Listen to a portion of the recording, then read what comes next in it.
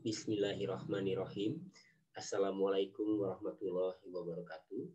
Alhamdulillahirabbil alamin. Pada kesempatan hari ini saya dapat bertemu dengan mahasiswa biologi angkatan 2020. Baiklah para mahasiswa sekalian, pada kesempatan kali ini saya akan menjelaskan materi mengenai bagaimana membangun kreativitas untuk mahasiswa biologi. Sebagaimana kita ketahui bahwa mahasiswa sudah berbeda ya dengan siswa ketika Anda berada pada jenjang sekolah menengah atas, yaitu adanya perubahan dari remaja ke arah dewasa. Artinya apa? Segala bentuk pertanggungjawaban yang dilakukan oleh Anda sebagai mahasiswa sudah menjadi bagian dari tanggung jawab diri Anda sendiri. Kita ketahui bahwa mahasiswa adalah peserta didik di perguruan tinggi yang dia tentunya untuk berupaya untuk mengembangkan potensi dirinya melalui proses pembelajaran yang ada pada setiap perguruan tinggi tersebut. Sehingga bagaimana keterampilan untuk meraih sukses baik dari sisi akademik maupun non-akademik. Nah, ini kalau kita lihat gambar di sini sangat ironis sekali ya. Dari tahun ke tahun ternyata adanya peningkatan pengangguran lulusan perguruan tinggi. Mengapa hal ini terjadi? Salah satu indikatornya adalah bahwa lulusan S1 itu tidak siap dalam menghadapi dunia pekerjaan. Salah satu indikasinya adalah kurang kreativitasnya dari mahasiswa tersebut. Nah, mengapa terjadi seperti hal demikian? Karena mahasiswa kurang belajar atau mempelajari bagaimana keterampilan untuk meraih sukses ya. Jadi meliputi bagaimana keterampilan belajarnya, bagaimana cara belajarnya, kemampuan ranah kognitifnya, juga pemetaan pikirannya, bagaimana keterampilan dalam berpikir untuk memecahkan suatu permasalahan, dan juga bagaimana mendalami keterampilan hidup yang meliputi komponen manajemen diri, kemampuan beradaptasi, komunikasi, manajemen konflik, dan juga manajemen waktu. Atau hal-hal tersebut kita kenal dengan soft skill atau bagian yang ada potensi pada diri kita. Nah, biasanya kalau sudah mahasiswa itu akan memilih banyak beragam di antara banyaknya pilihan gitu ya. Jadi kembali lagi kita harus menentukan pilihan-pilihan yang akan kita pilih. Jadi nanti kalau kita sudah pilih, apakah kita hanya sekedar mencari ijazah saja untuk lulus dengan cum laude misalnya, atau kita juga bagaimana mencari berinteraksi selain tadi mengejar sisi hard skill, kita juga mengejar sisi soft skill kita. Tentunya yang baik adalah bagaimana menyeimbangkan sisi hard skill dan soft skill kita. Nah, biasanya nanti kalau sudah padat perkuliahan juga akan berbentrokan dengan jadwal-jadwal rutinitas yang kita lakukan begitu ya. Jadi kita memilih mau begadang begitu ya, atau mau belajar mengenai materi-materi atau melakukan diskusi misalnya mengenai materi-materi kita. Itu terserah, kembali lagi karena mahasiswa sudah dewasa maka bisa menentukan pilihannya sendiri. Nah, ini contoh apakah kita mau kuliah, kemudian kita juga mau kuliah atau sambil bekerja atau mau yang mana, itu pilihan-pilihan yang bisa kita pilih. Tapi kembali lagi tanggung jawabnya ada pada diri kita. Ini adalah contoh misalnya ketika mahasiswa dia pun mampu bekerja menghasilkan tentunya finansial yang mampu memenuhi kebutuhan di perkuliahan. Ya, ini contoh dari mahasiswa di biologi juga yang ketika lulus dia memiliki perusahaan sendiri, menjadi CEO. Ini salah satu contohnya, ada perusahaan Amorina yang dirintis oleh mahasiswa alumni biologi sejak dia menjadi mahasiswa. Ini juga pilihan-pilihan, apakah kita mau hanya tipe mahasiswa yang kuliah pulang, atau kuliah nangkring, atau mau beraktif di organisasi kemahasiswaannya. Misalnya ini di himpunan mahasiswa ya, itu sama adalah bagaimana ajang untuk mengaktualisasi dan mencari potensi yang ada di diri kita.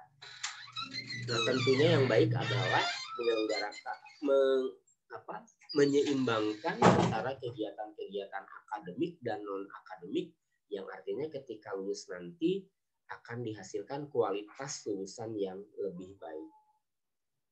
Nah, ini mungkin Anda sudah tahu ketika awal masuk program studi biologi, maka apa yang diharapkan ketika menjadi lulusan seorang biologi. Tentunya memiliki berbagai kompetensi, baik itu kompetensi keilmuannya ataupun kompetensi pendukung ke arah soft skill, sehingga nantinya sesuai dengan kompetensi bidang pekerjaan yang dibutuhkan untuk menyerap lulusan biologi.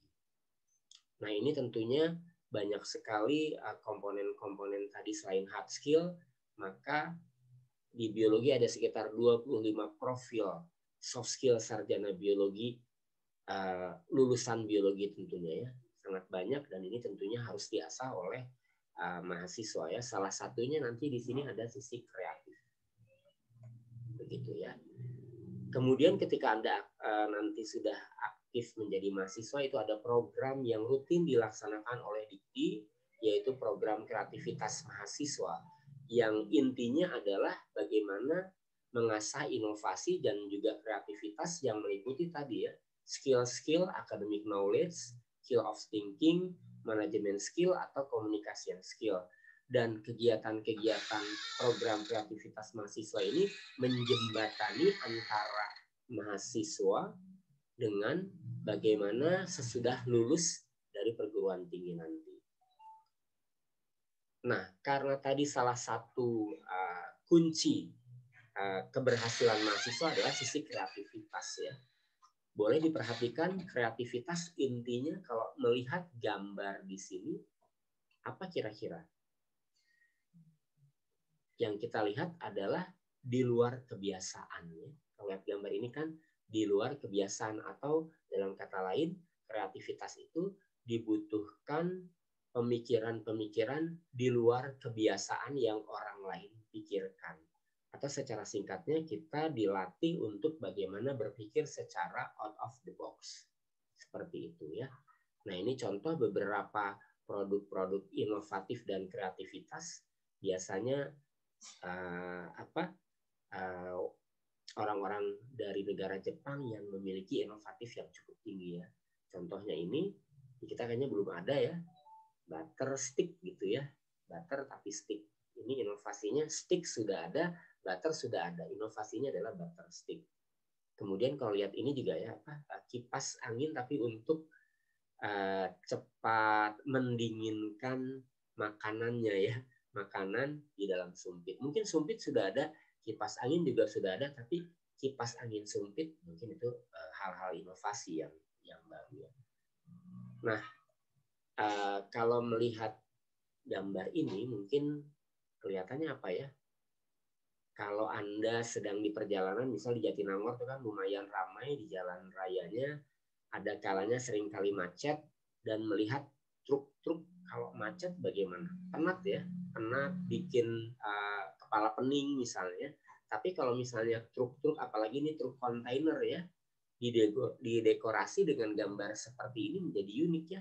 Jadi kalau lagi macet, yang pikiran kita penat melihat kok ada truk, ada akuariumnya gitu ya, akuarium berjalan di dalam truk, mungkin penat kita akan hilang ya. Kemudian melihat ini, oh ini mengangkut Pepsi, tapi kok terbalik juga gitu ya. Bayangkan kalau kita melihat truk yang di kita kan biasanya ada tulisan-tulisan gitu aja ya, apa misalnya kejarlah daku, kau tangkap, seperti itu ya. Atau ada apa di rumah keluarga menanti, begitu ya. Biasa gitu truk-truk kita. Tapi kalau ini adalah suatu inovasi, truk-truk kontainernya diberi lukisan-lukisan sehingga ketika macet malah jadi mengurangi rasa penat atau stres kalau kita berada di jalan raya. Nah, ini juga kira-kira hal inovatif apa ya? Kalau melihat mobil seperti ini menarik atau tidak? Perhatikan gambar berikutnya. Perhatikan gambar berikutnya. Ternyata ini ide inovasinya adalah cover mobil anti maling. Coba lihat ya tadi ya, mobil yang mewah ini ditaruh di pinggir jalan, tapi kalau dikasih cover yang gambarnya mobil yang tidak terlalu bagus, mungkin maling juga akan mikir-mikir ngapain nyuri mobil jelek begitu ya. Ini salah satu inovasi aja begitu ya. Nah, jadi intinya apa? Kreativitas itu adalah atau kreatif itu adalah suatu kemampuan yang terkait dengan cara berpikir divergen, yaitu mampu memberikan alternatif jawaban sebanyak mungkin untuk memecahkan suatu masalah. Menjadi kreatif berarti melihat sesuatu yang sama seperti orang lain, tetapi memikirkan sesuatu yang berbeda. Nah, ini contoh alat-alat atau prototipe yang dibuat oleh mahasiswa ya. Ini salah satu contoh. Alat ini multifungsi. Biasanya kalau timbangan kan hanya mengukur berat badan, tapi dengan alat ini kita bisa mengukur berat badan, tinggi badan, ukuran pakaian, ukuran sepatu, ukuran topi. Nah, ini alatnya namanya Vestimeter. Ini karya inovatif mahasiswa saya. Ini di ajang Pekan Ilmiah Mahasiswa Nasional. Ini contoh juga. Misalnya inovasi adalah robot super cleaning multifungsi. Jadi ini mungkin kita tahu vacuum cleaner ya untuk alat-alat pembersih. Tapi ternyata kelebihan alat ini selain kan membersihkan kotoran, menyedot debu-debu, tapi alat ini juga mampu mengusir tikus atau kecoa begitu ya. Biasa kan kalau lagi bebersih ada kecoanya kita malah kaget ya. Lagi pakai vacuum cleaner kesedot juga kecoanya kaget juga ya. Tapi dengan alat ini dia ada semacam microcontroller ya yang mengatur atau dia bukan menyedot hewan ya, tetapi nanti mengusir hewan. Kalau di biologi kan hewannya tidak boleh dibunuh ya, diusir berarti aja menjaga keseimbangan ekosistem. Oke, ini jeli melihat momentum adalah kreativitasnya. Jangan lihat foto sayanya, tapi lihat ini mungkin saya jeli melihat momentum karena tangan saya di jembatan berwarna kuning, badan saya di jembatan merah putih. Ini adalah tapal batas dua negara. Tangan saya ada di Timor Leste, badan saya ada di Indonesia. Menurut saya ini kreatif juga ya, karena saya jeli melihat momentum. Nah, nanti di sisi kreativitas juga tadi ada menentukan berbagai macam pilihan ya. Kalau di biologi kan sangat banyak bidang-bidangnya gitu, sangat banyak. Dan Anda harus memilih satu bidang yang memang Anda sukai dan juga harus membaca peluang kira-kira kalau bidang itu saya ambil pesaing kita banyak atau tidak. Nah, contohnya saya mengambil bidang taksonomi yang tidak banyak orang lain pilih. Walaupun saya membaca peluangnya adalah hubungannya dengan mega biodiversitas negara Indonesia ya. Karena negara Indonesia adalah negara yang nomor 1 di dunia kalau ekosistem darat dan lautnya disatukan, itu keanekaragaman hayatinya paling tinggi di dunia. Jadi sangat membuka peluang-peluang bidang-bidang tersebut kalau akan kita ambil dan orang lain banyak tidak ambil. Karena tadi kan kreatif itu adalah berpikiran berbeda dari yang orang lain pikirkan. Ya. Jadi karena saya memilih bidang ini, maka peluang-peluangnya juga cukup banyak ya. Jadi salah satunya saya bisa menemukan salah satu spesies yang ada di Indonesia, atau saya bertindak sebagai author plan names gitu ya. Jadi kalau dicek di plan word online atau ada di plan list, nama saya sudah terekod di sana ya. Ini adalah jenis tumbuhan yang saya temukan ya. Saya beri nama Physistigma sumatrana. Ini author name-nya nama saya sendiri ya, Irawan. Seperti itu. Nah, jadi sebenarnya apa sih kreativitas? Jadi kreativitas itu biasanya ya tadi having fun, kita melonggarkan aturan, berani menghadapi tantangan gitu ya, belajar dari kesalahan dan juga berani menghadapi resiko. Itu adalah bagaimana kita merasa kreativitas. Nah, misalnya kreatif itu adalah sesuatu yang baru. Biasanya sesuatu yang baru itu diawali dengan kejadian, misalnya saja ada karya seni yang bagus itu biasa ditolak dulu ya sebelum kali diterima oleh masyarakat. Atau biasanya ide-ide kreatif itu bisa membedakan antara yang semrawut dengan mana bagian yang paling menarik. Atau ada kalanya kreativitas itu perlu diadopsi sebagai suatu sikap. Artinya apa? Dia bisa dilatih. Artinya semua orang pasti memiliki sisi-sisi kreativitas yang bisa diasah, bisa dilatih, dan muncul sebagai suatu kemampuan. Nah, bagaimana mendapatkan ide kreatif? Yang pertama tentunya kita harus rileks, ya, berpikiran tenang, berperasaan yang tenang, kemudian bagaimana mengumpulkan imajinasi, mulailah dari hal-hal yang kecil dan ringan-ringan, kemudian berpikir inspiratif, gambarlah sesuatu dengan suatu gambar, coretan-coretan, kemudian lihatlah berbagai alternatif lain karena kita mencoba berpikir konvergen seperti tadi, kemudian juga kita harus bersikap terbuka dan harus berpikir di atas kertas. Maksudnya konsep-konsep tersebut harus kita gambarkan, kita tuangkan menjadi dalam sketsa-sketsa atau dalam coretan-coretan. Nah, bagaimana mencari ide? Tentunya juga dari pengalaman kita. Sering-seringlah Anda melakukan observasi, tafakur, searching, banyak membaca atau tadabbur, kemudian juga banyak berdiskusi, ya. Banyak berdiskusi dengan teman-teman kita atau dengan yang levelnya lebih tinggi dari kita, para dosen misalnya, ataupun praktisi-praktisi yang berwawasan atau mengembangkan tentang ide-ide inovatif seperti itu. Tentunya tadi bagaimana kita mencari idenya, melakukan perencanaan, dan bagaimana aksinya agar ide-ide tersebut bisa tertuangkan. Nah, tentunya kita pasti dalam prinsip atau dalam planning rencana kita ada target dan bagaimana merealisasikannya. Jadi ini sebagai contoh gitu. Jadi saya dari semenjak sekolah tingkat dasar juga sudah punya target-target dan bagaimana merealisasikannya gitu. Jadi ini beberapa prestasi yang saya miliki, dan ketika di Himbil waktu itu saya juga cukup aktif. Dan ketika cukup aktif, tentunya bagaimana kita tadi salah satu skill kehidupannya adalah bagaimana memanage waktu kita, ya. Kalau kita memanage waktu dengan baik, maka step-step tadi atau target-target kita bisa kita capai atau bisa kita evaluasi, ya.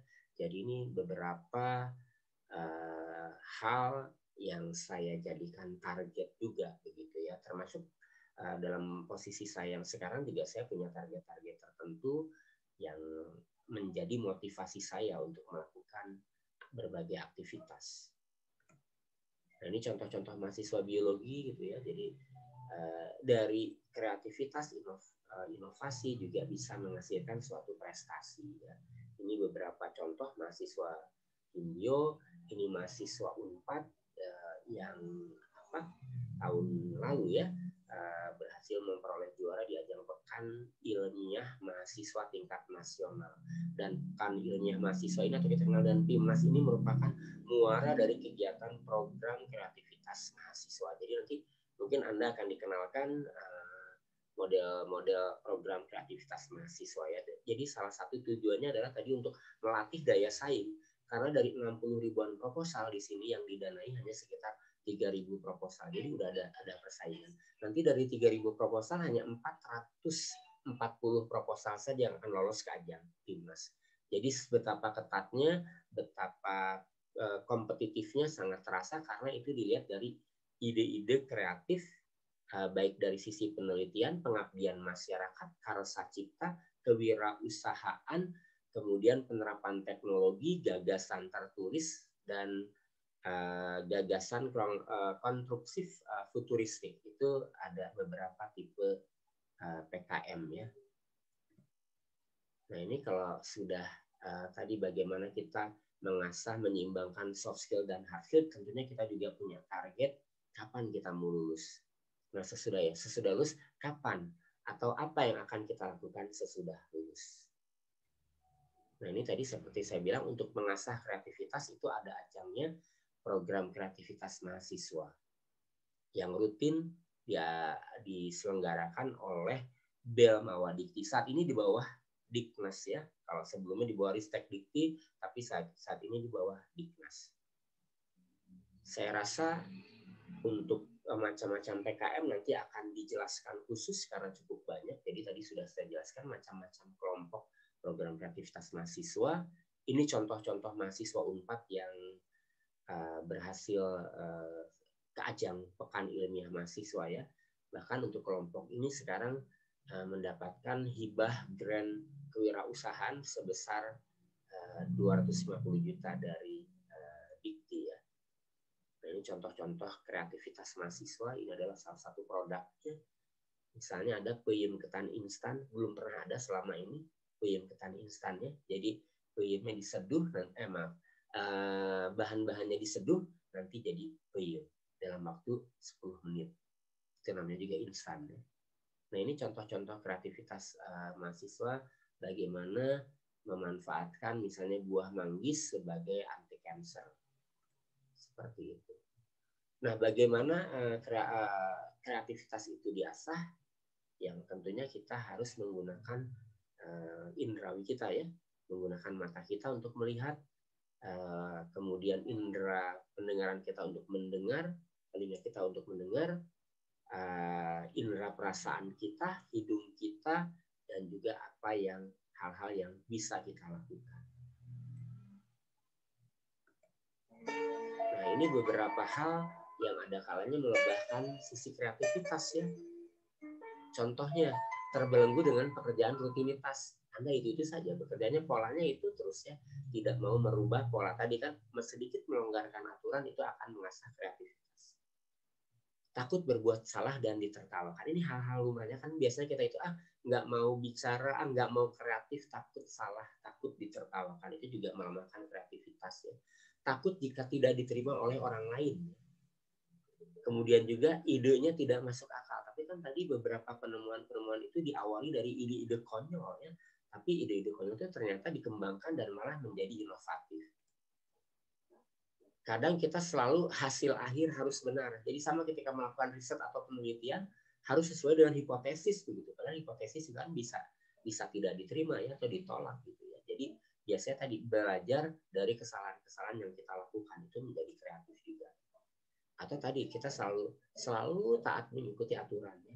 Jadi lurus-lurus saja, tidak ada belok-beloknya gitu ya. Itu kadang ya yang lurus ya STB aja gitu ya, standar saja gitu ya.